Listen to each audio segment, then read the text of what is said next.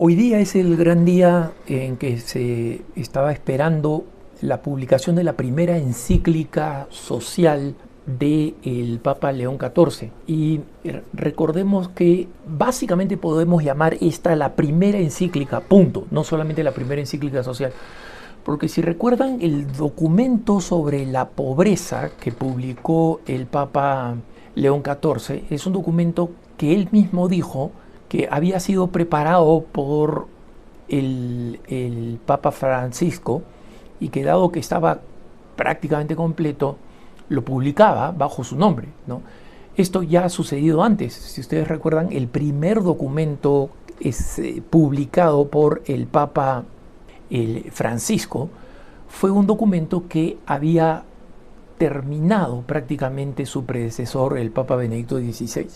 Y la encíclica se llama Magnificat Humanitas, que lo podríamos traducir como la grandeza de la humanidad, o cuán magnífica es la humanidad, que es un título muy bello porque, digamos, rinde homenaje a la grandeza del ser humano, en un momento en que la importancia del ser humano está siendo cuestionada por los acelerados y sobre todo inciertos desarrollos tecnológicos. Y lo primero que quiero hacer, hermanos, es animarlos a leer la encíclica. La encíclica no está escrita en un lenguaje difícil, pero obviamente el Papa es un teólogo, y es un teólogo agustino, es decir, familiarizado con la teología de San Agustín, y quienes conocen los escritos de San Agustín, especialmente su ópera magna, digamos, de San Agustín, que es La ciudad de Dios,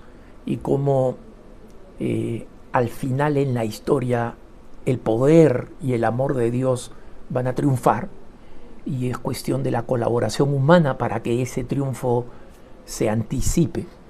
Está pues a lo largo de toda la encíclica, ¿no? Entonces vale la pena leerla, y solamente quiero darle algunos datos fundamentales que sirvan como guía, digamos, de esta lectura, ¿no? La encíclica tiene 85 páginas en la versión oficial, ¿no? No sé cuántas páginas tendrá cuando se publique en versiones más pequeñas, ¿no? Y el título completo del documento es Magnificat Humanitas, sobre la protección de la persona humana en el tiempo de la inteligencia artificial. Y la encíclica está dividida en una introducción que explica la motivación de este documento, y tiene 5 capítulos y luego una conclusión. Los capítulos, su título y su contenido, les puedo dar una referencia general.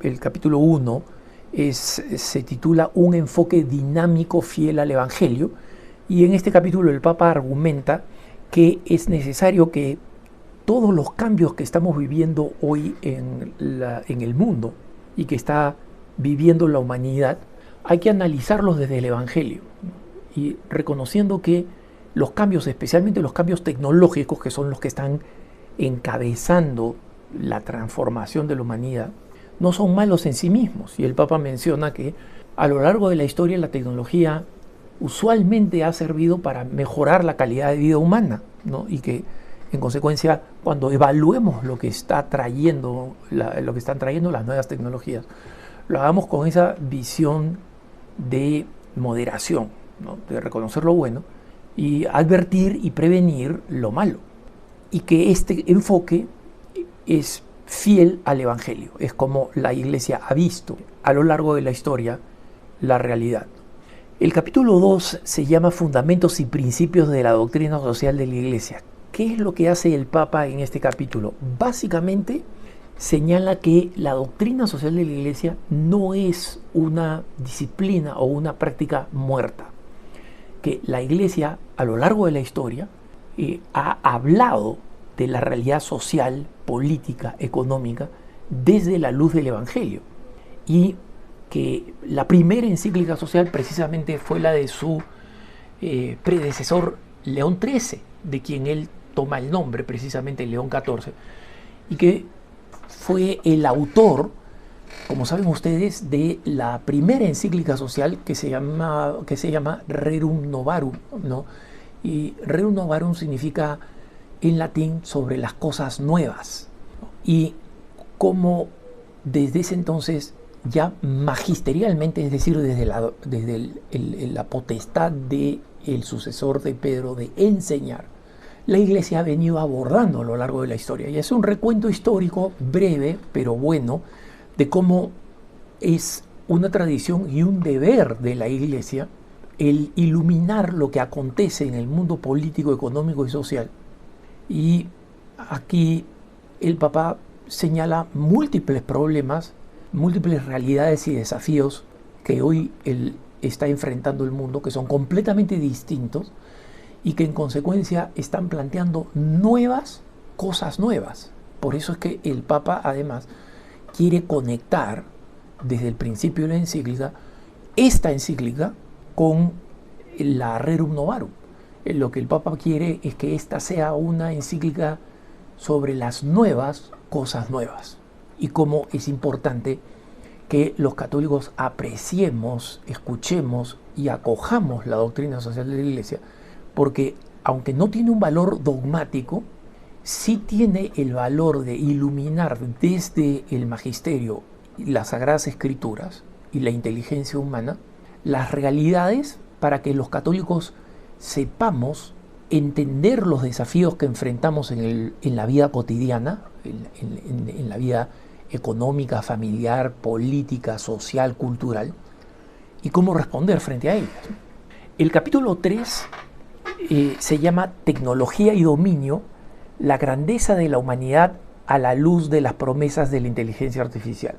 Este es el capítulo que se dedica específicamente al tema de la inteligencia artificial. Y es importante señalar que cuando se ha presentado esta encíclica como una encíclica sobre el tema de la inteligencia artificial, aunque la inteligencia artificial está en el subtítulo de la encíclica, esta encíclica no es sobre inteligencia artificial, hermanos. Es sobre los desafíos que enfrenta la humanidad hoy en día ante los desarrollos tecnológicos y cómo estos desarrollos tecnológicos, obviamente la inteligencia artificial a la cabeza de ellos, pero el Papa menciona otros aspectos como son la robótica, el transhumanismo, la nanotecnología, otros desafíos de la tecnología.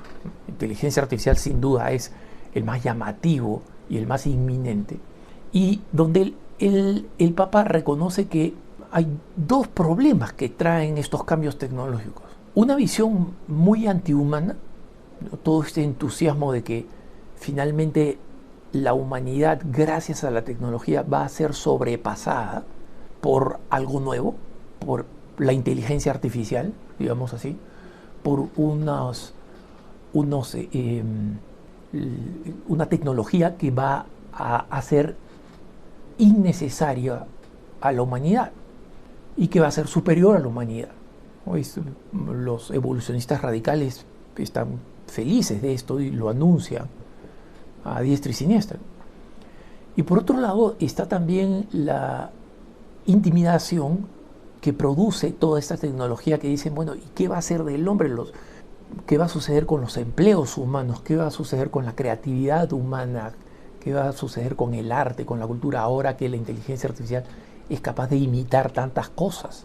Entonces, frente a este posible pesimismo, el Papa señala una vez más que tenemos que tener una visión que comprenda cómo estos desarrollos tecnológicos son producto de la inteligencia del ser humano, y que precisamente, aunque pueden ser amenazantes, y en muchos casos lo son fruto de ese gran don que los seres humanos han recibido de Dios, que es la inteligencia, la autonomía, la creatividad y la libertad para hacer lo que está haciendo.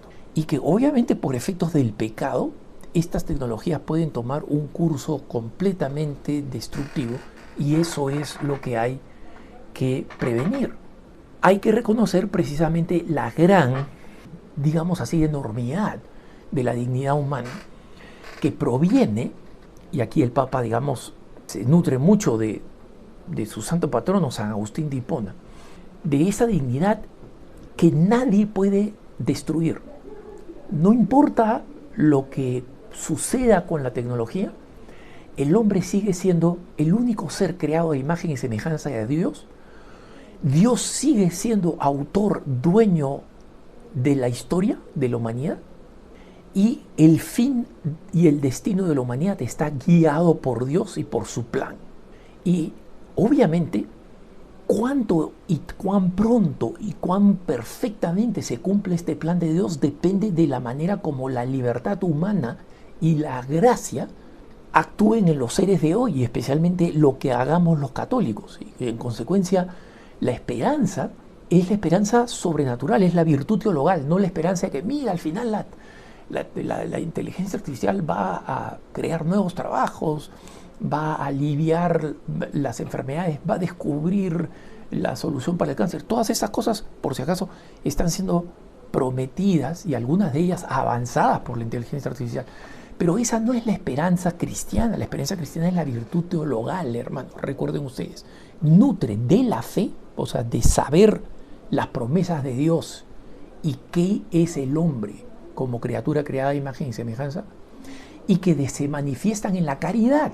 Las tres virtudes teologales están íntimamente relacionadas.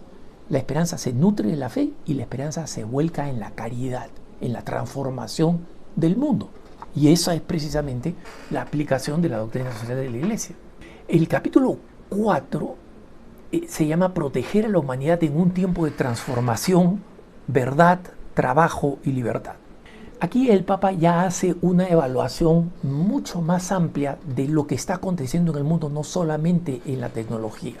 Está hablando de la crisis del poder, de la carrera de armamentos, del riesgo constante de la guerra, de una forma de hablar política que se ha convertido enormemente agresiva. El Papa habla de la necesidad de desarmar las palabras. Es decir, que el diálogo entre las partes en conflicto alrededor del mundo, en el microescenario de nuestro ambiente de trabajo, incluso nuestra familia, hasta el escenario internacional, las relaciones entre China y Estados Unidos, la guerra en Irán, etcétera, no sea basada en palabras de amenaza que luego no solamente se quedan en amenazas, sino que son puestas en la práctica en actos de guerra y de destrucción. Acá el Papa hace una evaluación de la situación mundial. Es una evaluación que él hace desde esta posición particular de ser no solamente la cabeza de la Iglesia, sino la cabeza de uno de los estados más relevantes en el escenario mundial, que es la Ciudad del Vaticano. Y donde él habla del fin del multilateralismo, es decir, nuevos poderes han crecido y la esperanza posterior a la Segunda Guerra Mundial de que en un escenario como el de las Naciones Unidas las naciones iban a poder llegar a consensos que eviten una nueva guerra, básicamente ha colapsado. Y él hace un llamado para un nuevo multilateralismo. ¿Cuán realista es esto? Desde mi punto de vista absolutamente personal, es el deseo que debe tener todo cristiano, pero al mismo tiempo tiene que estar preparado para que eso no vaya a suceder en el mundo. Y en el capítulo 5, la cultura del poder y la civilización del amor, hace todavía más urgente este llamado, esta convocación a oponer a este mundo de conflicto, de agresividad cada vez más confuso, cada vez más inseguro, donde cada vez más cuesta encontrar y mantener un trabajo, donde hay inseguridades de todo tipo, ¿no? Desde la que plantean nuevas enfermedades hasta la inseguridad por la inestabilidad mundial y cómo afecta esto en la vida cotidiana de personas que no tienen nada que ver con la guerra, como el disparo del precio de la gasolina en el mundo por el actual conflicto en el Medio Oriente, etcétera. Y como la respuesta del católico tiene que ser la de civilización del amor. Y aquí toma mucho de San Juan Pablo II, ¿no? De que la civilización del amor no es un sueño, la civilización del amor es algo posible si es que los católicos y todos los hombres de buena voluntad colaboramos con la auténtica naturaleza humana, la gran dignidad del ser humano y el plan de Dios. el plan de Dios, porque al final Dios triunfará. Eso es lo más importante, ¿no? Y por eso el Papa concluye con esta frase llena de esperanza, ¿no? Leo textualmente lo que dice el Papa al final de la encíclica. Dice: el Señor continúa haciendo nuevas todas las cosas y ofrece a cada época la posibilidad de formar parte de la historia de la salvación a la luz de la encarnación. Luz de la encarnación, recuerden que Dios se ha hecho hombre y eso nos da una dignidad absoluta, ¿no?